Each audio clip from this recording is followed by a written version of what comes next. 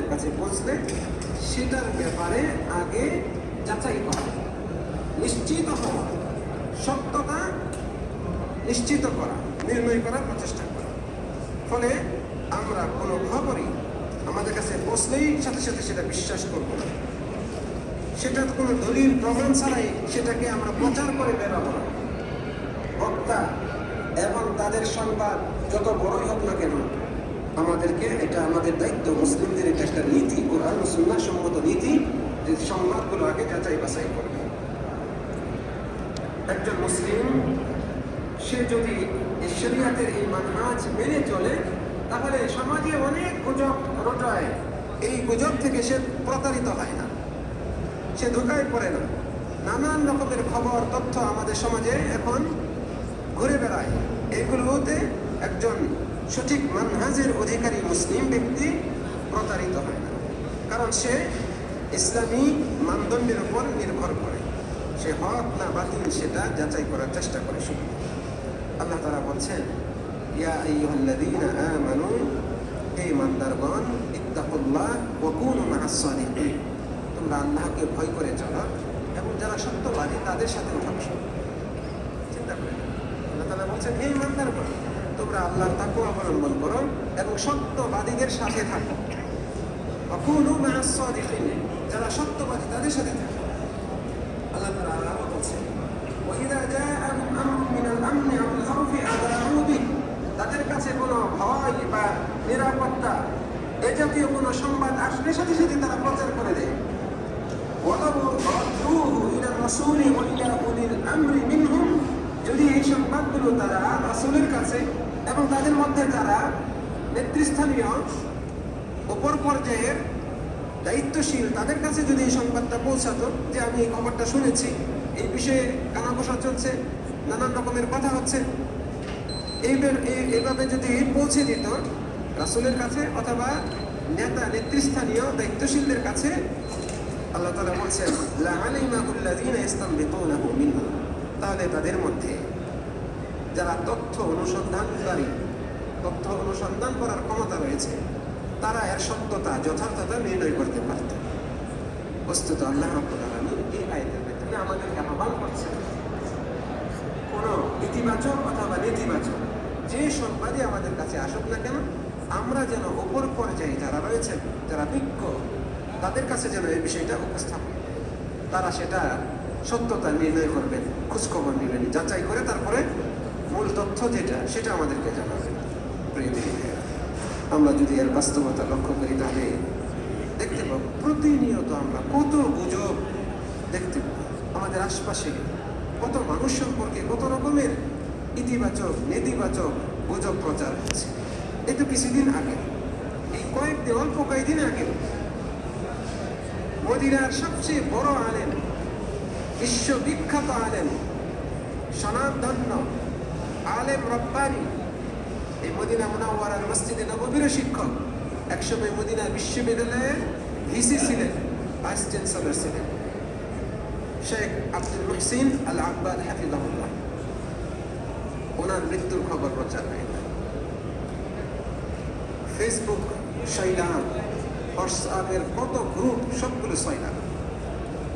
এমনকি নামি দামি আলেম উলামারাও প্রচার করা শুরু করে দেন। অথচ আমরা মদিনায় আছি, মদিনার এই আলেম মৃত্যুবরণ করেছেন কিনা এই ব্যাপারে আমরা জানি না, অথচ সারা বিশ্বের বিভিন্ন দেশে এগুলো প্রচার হচ্ছে। তার আগে 1-2 বছর আগে শেখ এই মসজিদে নববীর প্রবীণতম এবং সুযোগ্য ইমাম শেখ ডক্টর আলী আল হুযাইফি, কারি হুযাইফি যাকে চিনি, কতবার তার মৃত্যুর সংবাদ প্রচার হয়েছে। এগুলো সব গুজব।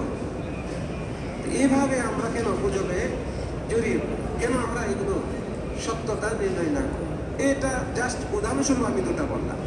মৃত্যু সংবাদই শুধু নয়, ব্যক্তির চরিত্র হরণ করার জন্য অথবা কারো চরিত্রকে ভালো করে, মানে তার প্রশংসামূলক বিষয়গুলো উপস্থাপন করার জন্য মিথ্যার আশ্রয় নিয়ে বিভিন্ন মিডিয়াতে প্রচার করা হয়। আর আমরা যার অনুসারী, তার পক্ষের সংবাদ পেলে সাথে সাথে সেটা প্রচার করি, সত্য মিথ্যা যাচাই না করি। যাকে ঘৃণা করি তার বিপক্ষে কোনো সংবাদ যদি কোনো রকম চোখে পড়ে, সাথে সাথে শেয়ার দিয়ে দিই। এই সোশ্যাল মিডিয়া অত্যন্ত ভয়ঙ্কর একটি মিডিয়া। একজন মানুষ এর জন্য সবচেয়ে বড় ফিতনার জায়গা হচ্ছে এই মোবাইল, এবং এই মোবাইলে যে বিভিন্ন মাধ্যম রয়েছে, সাইট রয়েছে, এগুলো। অতএব আমরা সতর্ক গুজবে বিশ্বাস করি না করি। ফেসবুকে, ইনস্টাগ্রামে, টুইটারে অথবা ইউটিউবে আপনি ঢোকামাত্রই যে সংবাদটা পাবেন, আপনি অভিভূত হয়েছেন, আশ্চর্য হয়েছেন, অথবা খুব দুঃখ পেয়েছেন, আপনি সেটা শেয়ার করে দিবেন আপনার বন্ধু বান্ধবদের কাছে। এটা কিন্তু একজন মুমিনের আচরণ হতে পারে না। বরং ইসলাম আমাদেরকে শিক্ষা দেয়, আপনি যেটা শেয়ার করতে চাচ্ছেন, যে তথ্যটা আপনার বন্ধুদেরকে, আপনার ফ্রেন্ড ফলোয়ারদেরকে জানাতে চাচ্ছেন, সেটার ব্যাপারে আগে সত্যতা যাচাই করুন। কথাটা সত্য কিনা, এই তথ্যটা, এই পোস্ট যা আমার কাছে এসেছে, এটা সত্য কিনা যাচাই করুন। নিশ্চিত হয়ে নির্ভরযোগ্য সূত্র থেকে সেটা পাওয়ার পরে তারপরে আপনি প্রচার করুন।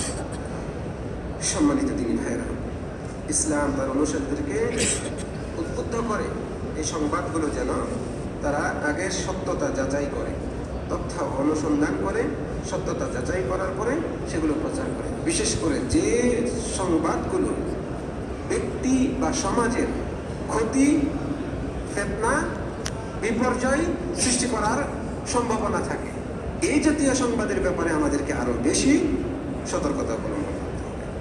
খতিব সাহেব বলছেন অনুরূপভাবে, তারপর তিনি বলছেন, কাজেই আল্লাহর বান্দাগণ, আপনারা আল্লাহকে ভয় করুন। এই যে নির্দেশনাগুলো যা একটু আগে বর্ণনা করলাম, এগুলো আপনারা মেনে চলার চেষ্টা করুন। বিশেষ করে বর্তমানে এই যুগে আমাদের যারা শত্রু, তারা ইসলাম, ধর্মীয় বিষয়, দ্বীনি বিষয়, আলেম উলামা, এমনকি মুসলিম শাসক, তাদের বিরুদ্ধে নানান রকমের প্রপাগন্ডা প্রচার করে থাকে। এই বিষয়গুলোতে আমরা আরো বেশি সতর্ক হই। এদিকে খতিব সাহেব আহ্বান জানিয়েছেন। তারপর তিনি বলছেন, একজন মুসলিমের উপর উচিত ওই সমস্ত লোকদের থেকে সতর্ক থাকা যারা বিভিন্ন বিষয়ে অভিজ্ঞ, পারদর্শী বলে সোশ্যাল মিডিয়াতে প্রচার করে বেড়ায়, অথচ তারা সেই বিষয়ে কিছুই জানে না। সোশ্যাল মিডিয়া, আমরা তো সকলেই জানি সোশ্যাল মিডিয়া কি, প্রচার মাধ্যম, বিভিন্ন প্রচার মাধ্যম, যোগাযোগ মাধ্যম, হোয়াটসঅ্যাপ, ফেসবুক, টুইটার, ইউটিউব, এই জাতীয়, ইনস্টাগ্রাম, এগুলোকে বলা হয় সোশ্যাল মিডিয়া বা যোগাযোগ মাধ্যম, সামাজিক যোগাযোগ মাধ্যম। এইগুলোতে আমরা দেখতে পাই যে অনেক মানুষ রয়েছে যারা নিজের অভিজ্ঞতা নাই, অথচ নিজেকে অভিজ্ঞ বলে প্রচার করে, নিজেকে দক্ষ বলে প্রচার করে, এরকম মিথ্যার আশ্রয় নেয় এবং অনির্ভরযোগ্য খবর তারা প্রচার করে বেড়ায়।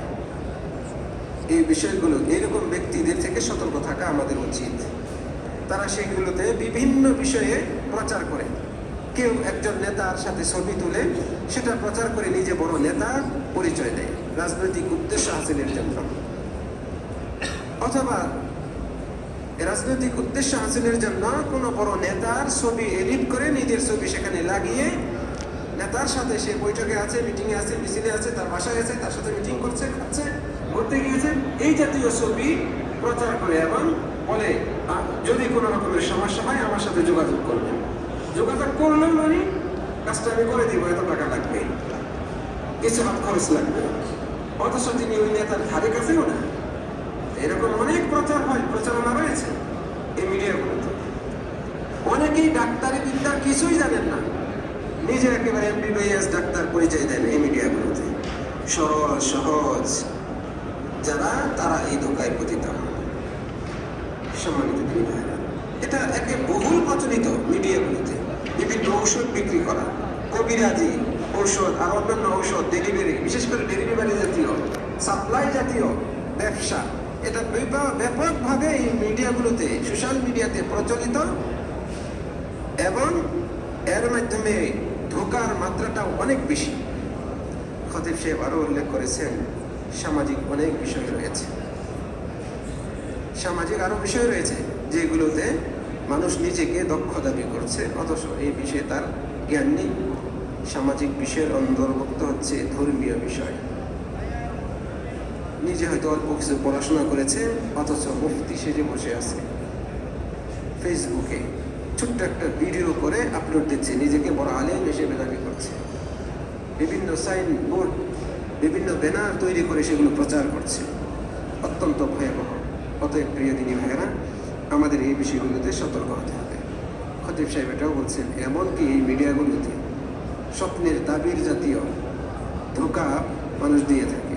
স্বপ্নের তাবির করা হয়, জাদু মন্ত্র থেকে রক্ষা করা হয়, তাবিজ কবজ করা হয়, তারপরে জ্যোতিষী ইত্যাদি এই জাতীয় বিদ্যার বিভিন্ন রকমের প্রচারণা এখানে করা হয়। আমাদের উচিত এগুলো থেকে সতর্ক হওয়া। যারা এগুলো করে এদের উদ্দেশ্য হচ্ছে নিজেরা ভাইরাল হবে, তাদের ফ্যান ফলোয়ার বাড়বে এবং এর মাধ্যমে অনৈতিকভাবে মানুষের টাকা পয়সা এগুলো তারা তাদের পকেটে নিয়ে আসবে। মানে অনৈতিকভাবে উপার্জন করা হলো উদ্দেশ্য। আল্লাহ রাব্বুল আলামিন আমাদেরকে হেফাজত করুন। এগুলোর ক্ষতির মাত্রা ব্যাপক আকার ধারণ করছে আমাদের সমাজে। আল্লাহ তাআলা বলছেন, ইয়া আইয়ুহাল্লাযীনা আমানু লা তা'কুলু আমওয়ালাকুম বাইনাকুম বিল বাতিল। হে ইমানদারগণ, তোমরা একে অপরের ধন সম্পদ অন্যায়ভাবে গ্রাস করো না, ভক্ষণ করো না। কাজে মুসলমানদের উচিত এই জাতীয় মানুষ যারা ধোঁকাবাজ, প্রতারণা করে, তাদেরকে বয়কট করে চলে। তারা যত সুন্দর হোক না কেন, তাদের কথা যতই মধুর হোক না কেন, দুষ্ট লোকের কথা আরো মিষ্টি হয়। দুষ্ট লোকের মিষ্টি কথা ঘনিয়ে বসে কাছে, কথা দিয়ে কথা নিয়ে ক্ষতি করে বসে। যারা এই জাতীয় প্রতারণার আশ্রয় নেয়, এরা অধিকাংশই বাকপটু হয়, কথা খুব সাজিয়ে বলতে পারে, কথা দিয়ে সাধারণ মানুষকে ঘায়েল করে ফেলে। ফলে সাধারণ মানুষ তার কথায় বিশ্বাস করে, তার জালে, তার ফাঁদে পা দেয়। আল্লাহ তাআলা আমাদেরকে হেফাজত করুন। কাজে আমাদের উচিত এরকম লোকদেরকে বয়কট করে চলা। আল্লাহ তাআলা বলছেন, ইয়া আইয়ুহাল্লাযীনা আমানু খুযু হিযরাকুম। হে ইমানদারগণ, তোমরা তোমাদের নিজেদের সতর্কতা নিজেরাই অবলম্বন করো। আপনাকে সতর্ক থাকতে হবে, আপনাকে সতর্ক থাকতে হবে। ভাবিয়া করিও কাজ, করিয়া ভাবিও না। কেন আমি গেলাম, এই যে আফসোসটা পরে হয়, এই আফসোস করার আগে আমি কি এখানে যাব, যাওয়াটা কি ঠিক হবে? আপনাকে এইভাবে যাচাই করা উচিত। আল্লাহ তাআলা তৌফিক দান করুন। তারপরে খতিব সাহেব আরো একটি নমুনা আমাদের সামনে উপস্থাপন করেছেন। তিনি বলছেন, আমাদের এই যুগ, বর্তমানে এই যুগে বিশ্বে মানুষ যে বিষয়টাতে আরো বেশি ফিতনায় বা মুসিবতগ্রস্ত হয়ে আছে, সেটা হচ্ছে এই সামাজিক যোগাযোগ মাধ্যম। এই সামাজিক যোগাযোগ মাধ্যমে কিছু সংগঠন রয়েছে, এবং কিছু প্রতিষ্ঠান রয়েছে, যারা তাদের কিছু কর্মী, তাদের কিছু বাহিনীকে সুসজ্জিত ভাবে প্রস্তুত করে রেখেছে। মানে দক্ষ বাহিনী প্রস্তুত করে রেখেছে এই মিডিয়াগুলোতে, সোশ্যাল মিডিয়াগুলোতে, যাদের কাজ হচ্ছে নাস্তিক্যবাদ প্রচার করা, ধর্মের ব্যাপারে, ইসলামের ব্যাপারে সন্দেহ, সংশয় প্রচার করে বেড়ানো, যাতে করে একজন সাধারণ মুসলমান, সে যে ইসলাম পালন করে আসছে, 5 ওয়াক্ত নামাজ পড়ে, রোজা রাখে, নবী মুহাম্মদ সাল্লাল্লাহু আলাইহি সাল্লামের উপর সবচেয়ে বেশি মহব্বত লালন করে, এগুলোর ব্যাপারে সংশয় ঢুকিয়ে দেয়। এক্ষেত্রে তারা সবচেয়ে বেশি যে বিষয়টির আশ্রয় নেয়, সেটা হচ্ছে রাসূল সাল্লাল্লাহু আলাইহি সাল্লাম, নবী মুহাম্মদ সাল্লাল্লাহু আলাইহি সাল্লামের ব্যাপার। তিনি এতগুলো বিয়ে করেছিলেন, তিনি ছোট্ট মেয়ে আয়েশা রাদিয়াল্লাহু আনহাকে বিয়ে করেছিলেন, ইত্যাদি ইত্যাদি, এরকম নানান রকমের সংশয় তারা এখানে ঢুকিয়ে দেয়। যাকাত, কেন যাকাত দিতে হবে বাধ্যতামূলক? কেন আমার সম্পদ আমি উপার্জন করেছি, আমি কেন যাকাত দিব? দিতে কেন বাধ্য? এটা আমার ঐচ্ছিক কেন রাখা হলো না? ইত্যাদি ইত্যাদি, এইভাবে সংশয় ঢুকিয়ে দেয়। তখন যার ইসলাম সম্পর্কে গভীর পাণ্ডিত্য নেই, আলেম ওলামাদের সোহবত নেই, তারা তো সংশয় পড়ে, তারা বলে কথা তো ঠিক, কথা তো যৌক্তিক। তখন সে তার যে আমল, তার যে ভালোবাসা, তার যে দিনের প্রতি টান ছিল, এটাতে দুর্বলতা চলে আসে। প্রিয় দিনী ভাইয়েরা, এরকম সুসজ্জিত, মানে প্রশিক্ষিত মানুষ এই কিছু পেজ রয়েছে সোশ্যাল মিডিয়াতে, বিভিন্ন সংগঠনের পক্ষ থেকে তাদের কাজ হচ্ছে এরকম ইলহাদ, নাস্তিক্যবাদকে উস্কে দেওয়া, বিভিন্ন সংশয় তৈরি করা মুসলমানদের মনে। অতএব আমাদের উচিত এই মিডিয়াগুলোতে এই জাতীয় বিষয়ে সম্পূর্ণ সতর্ক থাকা। এরা চায় শয়তানের পদাঙ্ক অনুসরণ করতে এবং শয়তানের কৃতকলাপগুলোকে প্রচার ও প্রসার করতে। তাই আমাদের উচিত এই জাতীয় বিষয়গুলোতে সম্পূর্ণ সতর্ক থাকা। বিশেষ করে যে প্রচার এবং প্রচারণা, যে প্রেসগুলো মুসলমানদের ঈমানকে দুর্বল করার চেষ্টা করছে, মুসলমানদের মধ্যে বিভেদ ফাটল তৈরি করার চেষ্টা করছে, এগুলোর বিষয়ে সতর্ক থাকা। একজন মুসলিমের উচিত এরকম নাস্তিক যারা এই জাতীয় কাজ করে তাদের সাথে তর্কে লিপ্ত না হওয়া। একজন সাধারণ মুসলিমের উচিত এরকম ব্যক্তিদের সাথে তর্কে লিপ্ত না হওয়া, কারণ এরা প্রশিক্ষিত। এদের পেছনে বিভিন্ন সংগঠন রয়েছে, বিভিন্ন সংস্থা রয়েছে, বড় বড় ইসলাম বিদ্বেষী মাথা রয়েছে। ফলে আপনি সাধারণ মানুষ হয়ে তার সাথে বিতর্কে যাবেন, আপনি বিতর্কে হেরে যাবেন। আপনি বিতর্কে হেরে গেলেই আপনি দুর্বল হয়ে যাবেন। আপনার এই বিতর্কে হারার কারণে অন্যান্য সাধারণ মুসলমানগণ এই ফাঁদে পা দেওয়ার সম্ভাবনা রয়েছে।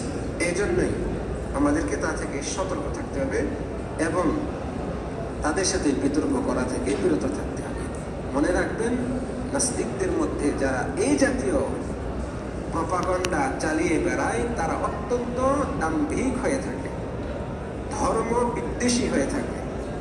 এরা শরীয়তকে যে কোনো উপায়ে অপদস্থ করার জন্য প্রচেষ্টা করে থাকে। এই জন্যই আপনাকে আমাকে সতর্ক থাকতে হবে। ওমর বিন আব্দুল আজিজ রাহিমাহুল্লাহ, যাকে ইসলামের পঞ্চম খলিফা বলা হয়, এই ব্যাপারে তিনি বলছেন, মান জাআলা দীনাহু উরদাতান লিল খাসুমাত আকসারা তানাক্কুল।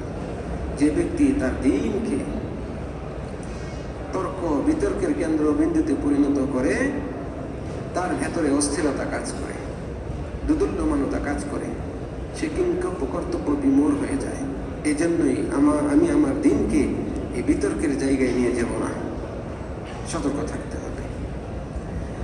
ইবনে আব্বাস রাদিয়াল্লাহু আনহু, প্রিয় সাহাবী, সুযোগ্য সাহাবী ইবনে আব্বাস রাদিয়াল্লাহু আনহু, তিনি বলছেন, লা তুজালিসু আহলাল আহওয়া।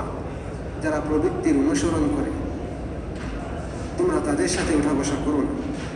ফাইন্না মুজালাসাতাহুম মুমাররিদাতুল লিল কুলুব। কারণ এরকম ব্যক্তিদের সাথে উঠা বসা করা অন্তরে রোগ তৈরি করে দেয়, অন্তরে রোগ নিয়ে আসে, অন্তরে বেঁধে চলে আসে।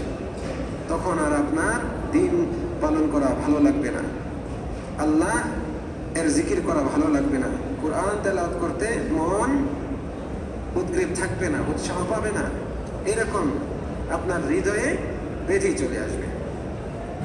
এভাবে খতিব সাহেব আজকের খুতবার শেষ অংশে, প্রথম খুতবার শেষ অংশে বলছেন, অতএব মুসলমানদেরকে আমরা নসিহত করব, তারা যেন কোরআন ও সুন্নাহের জ্ঞান অনুসরণ করে এবং অর্জন করে এবং সেটাকে মেনে চলে। তারা যেন বাতিলপন্থী, যারা সংশয়বাদী, বিভিন্ন সন্দেহ প্রচার করে বেড়ায়, সংশয় করে বেড়ায়, তাদেরকে পরিহার করে, বরং এ জাতীয় ব্যক্তিদের বিষয়টি যেন তারা হাক্কানি আলেম, যারা মুহাক্কিক, দক্ষ, অভিজ্ঞ আলেম যারা, তাদের কাছে ন্যস্ত করে। অত্যন্ত গুরুত্বপূর্ণ। খতিব সাহেব বলছেন যে এরকম যারা বাতিলপন্থী, সংশয়বাদী, বিভিন্ন সংশয় উপস্থাপন করে, এদের সাথে যেন আমরা সাধারণ মুসলমানগণ তর্কে লিপ্ত না হই, বরং তাদের এই বিষয়টা যেন আমাদের সমাজে যারা বিজ্ঞ আলেম রয়েছেন তাদের কাছে ন্যস্ত করি। তারাই তাদের মোকাবেলা করবেন। আল্লাহর ইচ্ছায় তারা কোরআন ও সুন্নাহের দলিল এবং যুক্তি দিয়ে তাদেরকে পরাভূত করতে পারবেন। আমাদের সমাজে আলহামদুলিল্লাহ মুনাজারা করার মতো যোগ্য আলেম অনেক রয়েছে। কাজে সমাজের যে এই যে নাস্তিক এবং ধর্মদ্রোহী, তাদের সাথে আমরা সাধারণ যারা রয়েছি তর্কে লিপ্ত না হই। তারপরে খতিব সাহেব বলছেন, এখান থেকে আমাদের একটি গুরুত্বপূর্ণ বিষয়ে সতর্ক করা আবশ্যক হয়ে যায় এবং সেই দৃষ্টিতে আবশ্যক করছি, মানে সতর্ক করছি। সেটা হচ্ছে আমাদের সমাজে একটা ভয়াবহ বিপদ প্রচলিত হয়ে আছে। সেটা হচ্ছে যে যখনই আমরা দেখি আমার মতের বিরুদ্ধে কারো মত সামনে আসে, তখন তাকে তার উপর বিভিন্ন রকমের হুকুম ট্যাগ লাগিয়ে দিই, বিভিন্ন রকমের হুকুম লাগিয়ে দিই, বিভিন্ন রকমের ট্যাগ লাগিয়ে দিই। অথচ এটা আমাদের জন্য মোটেও উচিত নয়। অযথায় আমার বিরুদ্ধে মত কাউকে দিতে দেখলেই আমি তার মতটাকে যাচাই বাছাই না করি এবং আমার নিকটে এটা সত্য মনে হয়েছে সেই জন্যই আমি সেটা তার উপর চাপিয়ে দেব, তার উপর বিভিন্ন রকমের হুকুম লাগিয়ে দেব, এটা আমাদেরকে ইসলাম সমর্থন করে না। বরং মুসলিমের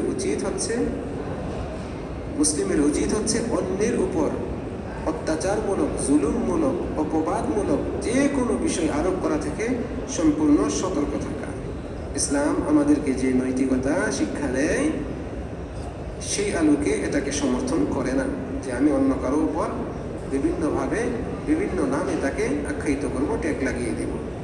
আশ্চর্যের ব্যাপার হচ্ছে যে আমাদের সমাজে বড় বড় আলেমদেরকেও আমরা এই জাতীয় ট্যাগ লাগিয়ে দিই। অমুকের মানহাজ ভালো না, অমুক খারিজি, অমুক মাদখালি, অমুক ওহাবি, অমুক দেওবন্দি, অমুক লামাজহাবি। এই যে এইভাবে কথা বলে একজন হক কথা বলল, হাদিস থেকে বা কোরআন থেকে দলিল দিয়ে সত্য কথা বলল, অথচ আপনি হয়তো সেটা আমল করেন না, সেজন্য আপনি তাকে এইভাবে ট্যাগ লাগিয়ে দেবেন। এটা ইসলাম সমর্থন করে না। অথবা কোনো সমাজের কোনো একজন বিখ্যাত বড় আলেম, সুযোগ্য আলেম, সে তো মানুষ, তার দ্বারা ভুল হতে পারে, তার অবদান অনেক বেশি। কোনো একটা মাসআলায় তিনি ইজতিহাদ করে ফতোয়া দিলেন, ভুল করে ফেললেন, সেজন্যই কি আমরা তাকে বয়কট করব? এটা কিন্তু ইসলাম আমাদেরকে সমর্থন করে না।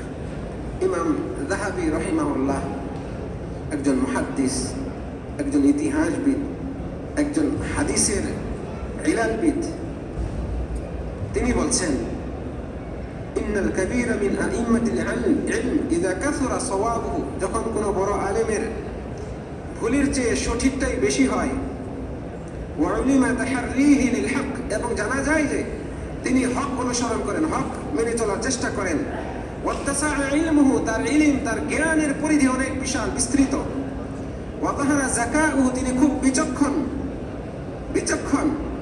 ওয়া উরিফা সালাহুহু ওয়া রাওউহু ওয়া ওয়ারাউহু ওয়া ইত্তিবাউহু, এবং তার ব্যাপারে জানা যায় যে তিনি সৎ, তিনি পরহেজগার, তিনি সুন্নতের অনুসরণ করার চেষ্টা করেন। এমন ব্যক্তি ইউগফার লাহু জিল্লাতুহু, তার যদি কোনো ভুল হয়, পদস্খলন হয়, বিচ্যুতি হয়, তাহলে সেটা ক্ষমার যোগ্য। এমন আলেম যার ভুলের চেয়ে সঠিকটা বেশি, যিনি সত্য অনুসন্ধানে সত্যান্বেষী, এবং যার জ্ঞান, গরিমা, বিচক্ষণতা সম্পর্কে কোনো সন্দেহ নেই, যিনি আমল করেন ভালো, যিনি পরহেজগারিতায় প্রসিদ্ধ, এমন ব্যক্তির দ্বারা যদি কোনো ভুল হয়, তাহলে সেই ভুলটা ক্ষমার যোগ্য, সেটা ক্ষমার যোগ্য। আমরা তার ওই ভুলের কারণে তাকে পথভ্রষ্ট বলতে পারি না। তিনি বলছেন লা নুযাল্লিলুহু, আমরা তাকে পথভ্রষ্ট আখ্যায়িত করব না, শেষ হয়ে গেছে, তার ঈমান শেষ, এই জন্য কথা বলতে পারবো না। ওয়ালা নাতরাহুহু, আমরা তাকে বয়কট করব না, তাকে এক ঘরে করে দেব, তাকে মসজিদে আসতে দেব না, সমাজে এখানে আমাদের সাথে ওঠা বসা করতে দেব না, তাদের সাথে আমাদের কোনো সম্পর্ক নেই, সম্পর্ক ছেদ করা, এই জাতীয় কাজ আমাদের করা উচিত নয়। ওয়ানানসা মাহাসিনাহু, আমাদের উচিত নয় তার বেশি উত্তর দিবে, জানা থাকুক আর নাই থাকুক, এটা কিন্তু উচিত নয়। তিনি বলছেন লা ইয়ানবাগি লিতালিবিল ইলমি আল ইজাবা আন কুল্লি মাসআলাতিন তুতরাহু আলাইহি, কোনো তালিবে ইলমের জন্য উচিত নয় যে কোনো মাসলায় তাকে জিজ্ঞেস করা হবে সেটা বিষয়ে উত্তর দিতে যাবে, ইল্লা ইযা কানা লাদাইহি ইলমুন শামিল, তবে তার কাছে ব্যাপক জ্ঞান থাকে। এইটার জবাব যদি আমি এবার দিই, তাহলে এটা কি কোরআন সুন্নাত সম্মত হবে? এটা কি সঠিক মানহাজ সম্মত হবে?